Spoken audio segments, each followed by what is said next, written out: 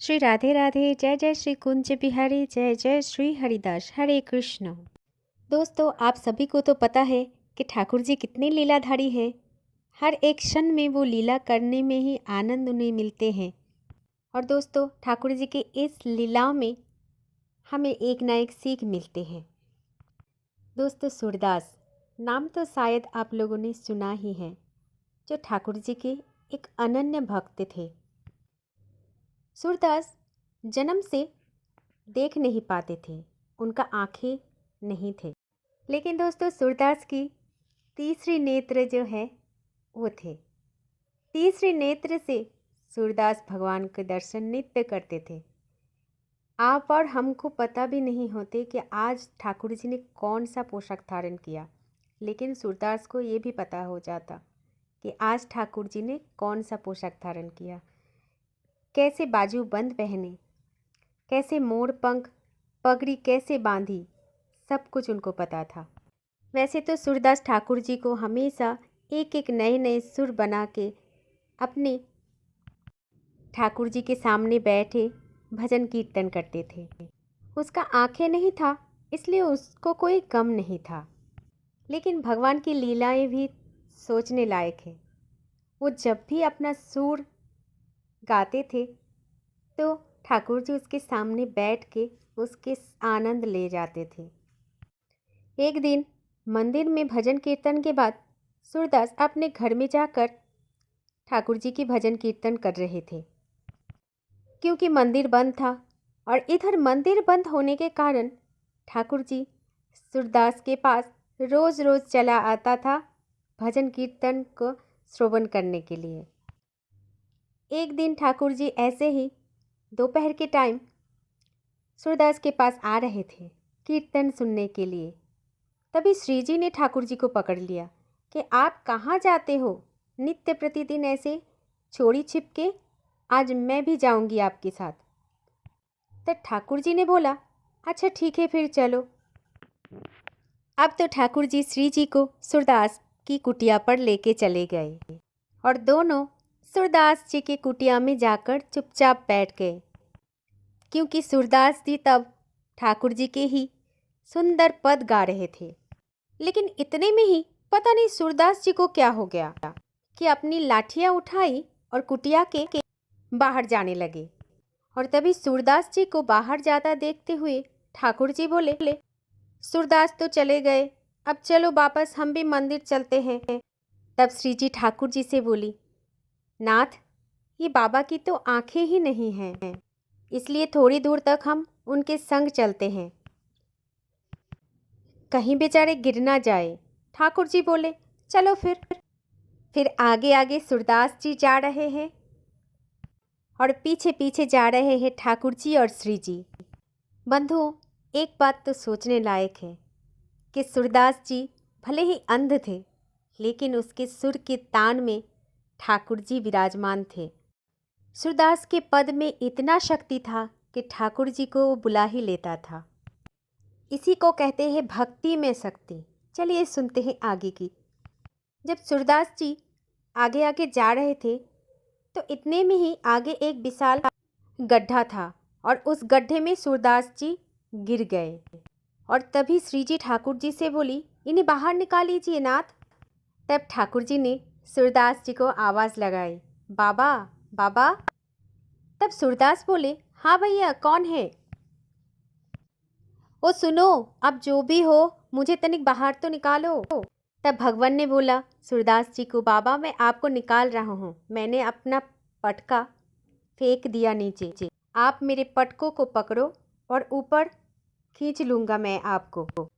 और सूरदास जी ने जैसे ही पटका पकड़ा और उस पटकों में से इत्र की सुगंधी सूरदास को पता चल गए हैं कौन आज उन्हें बचाने के लिए आए हैं।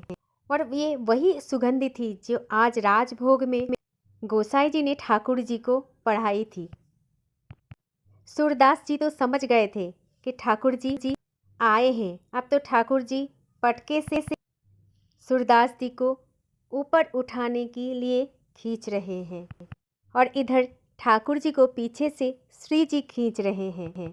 और फिर पटका पकड़कर सूरदास जी बाहर आ गए हैं और बाहर आकर उन्होंने ऐसा नाटक किया कि सूरदास जी को ठोकर लगी हो, और ठोकर लगने से गिरने वाले थे ठाकुर जी के ऊपर, लेकिन ठाकुर जी थोड़ा सा हट गए और गिर पड़ा श्री जी के पैरों में। और फिर सूरदास जी ने श्री जी के दोनों चरण को पकड़ लिया।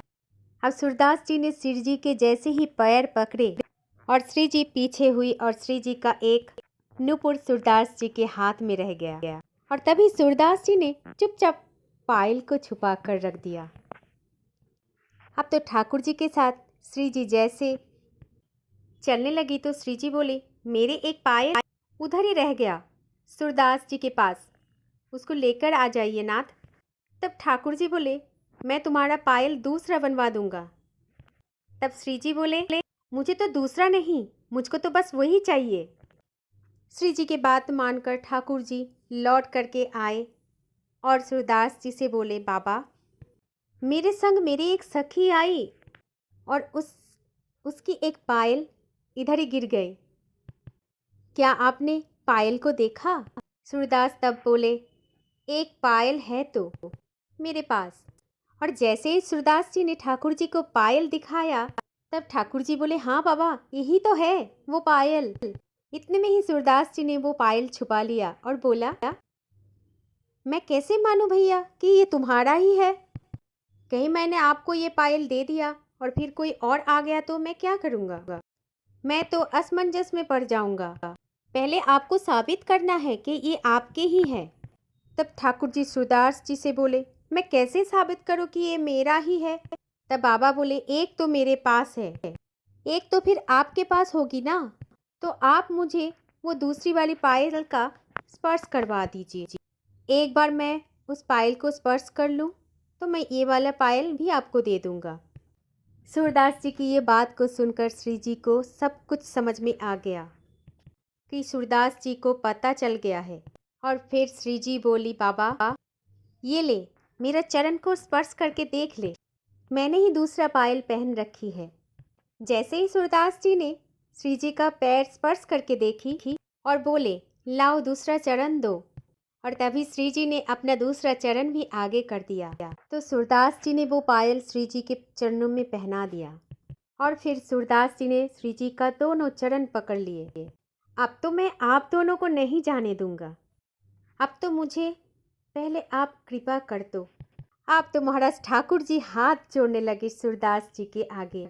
ठाकुर जी सूरदास जी को कहने लगे, सूरदास मैं तेरी पाँव पड़ूं, भैया मुझे जाने दे, उधर मंदिर में गोसाई जी बहुत ज़्यादा नाराज़ हो जाएंगे। तब सूरदास ने बोले, ठाकुर जी आपको मैं ऐसे कैसे जाने दे सकता हूँ? आज तो आप दोनों युगल पधारे हो, कृपा करो, मेरे दोनों नेत्र मुझे प्रदान करो, आपके दर्शन करने दो, मुझे आपकी दर्शन करने की इच्छा है। तब श्री जी ने तुरंत सूरदास जी के नेत्रों पर हाथ फेर दिया और जैसे ही सूरदास नेत्र खोल करके देखा तो सूरदास जी को प्रिया प्रीतम की दर्शन हो गई। और इसके बाद सूरदास जी ने ठाकुर जी को और श्री जी को नेत्र भर करके देख लिया और फिर श्री जी से एक और कृपा करने के लिए बोला कि श्री जी कृपया आप मेरा नेत्र पहले जैसा कर दीजिए, क्योंकि मैं जिन नेत्र से आपकी और ठाकुर जी को एक बार दर्शन कर लिए हैं उस नेत्र से मैं इस दुनिया को नहीं देखना चाहता हूँ। तब श्री जी ने सूरदास जी की ये इच्छा भी पूरी किया। दोस्तों भगवान से प्रेम चाहते हैं दोस्तों ठाकुर जी की लीलाएं तो अद्भुत है, जो लीलाएं कभी भी किसी के साथ भी हो सकते हैं। बस उन्हें प्रेम से बुलाओ, प्रेम से पुकारो और उन पर अटूट भरोसा रखो, वो ज़रूर आएंगे। हमसे, आपसे, सबसे मिलने आएंगे, सबसे मिलना चाहते हैं, क्योंकि हम तो उनके बेहद प्रिय हैं। इसीलिए राधे राधे बोलो। जय जय श्री राधे राधे, जय जय श्री कुंज बिहारी, जय जय श्री हरिदास। हरे कृष्ण।